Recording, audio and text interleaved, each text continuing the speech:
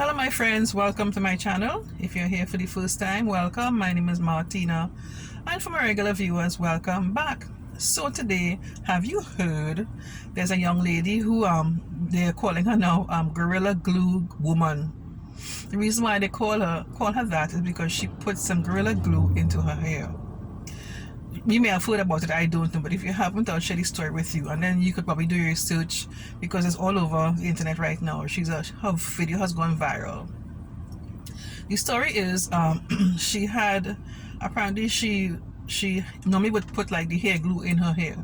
She ran out of that and she decided to put this Gorilla Glue into her hair to keep it nice and tidy or whatever. She had her hair nice and slick to the front and a nice long ponytail, a braided extension ponytail to the back, right? And so the front, how I saw it initially, was nice and slick, but to get that look, as she didn't have the hair glue, she decided to put the Gorilla Glue. Now this more like a household glue, not for human skin or not for human hair, right? And there were directions at the back of the can. It is not to put on your skin and things like that, on your body, your hair included, even though it may not have been written here. I mean, you would think that anybody reading that will know that don't put it in your hair either. Anyway, she proceeded to put the Gorilla Glue into her hair. She got the result that she was looking for, but it stayed longer than she planned for. I think after a week, she realized that, hey, this thing is not washing out. She tried all sorts of things, and it wasn't washing off, and it was looking like, you know how a mannequin looks? The hair, it was looking like that. She tried different oils and stuff to get this thing out, and it wasn't coming off at all. So when she realized something was really going on, was really getting bad, somebody recommended to put acetone into the hair to try and loosen up that chemical from the hair, to hopefully that it will work to get the hair, get that glue out of her hair. That didn't work. Apparently, in trying to put this acetone into the hair, it began to burn, and it made matters worse for her. So she couldn't proceed with that process. So she ended up into the hospital to see if they could help her out. They were trying the same acetone thing, but she was in too much pain. She was in too much pain. She couldn't get it done at the hospital. So she went back home, and I think a video that I watched, she was able to the piece of the hair to the back where the ponytail was attached to, there wasn't any glue attached to that part, so she was able to cut off that part, probably in the attempt to try and see if she could, loosen up the hair bit by bit, but all her attempts wasn't working.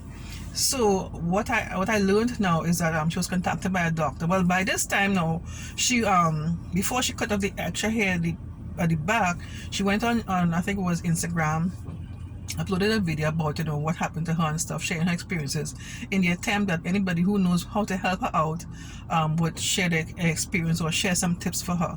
And that video went viral. I think it was even on one of those local television shows, CBS or whatever, and all of those big YouTubers were talking about it and stuff and sharing their opinions. Even Wendy Williams had a topic about her on her show, right? So what happened was, with all this exposure, a doctor contacted her. I think they said he's somewhere in Hollywood or somewhere, and he said he could help her out.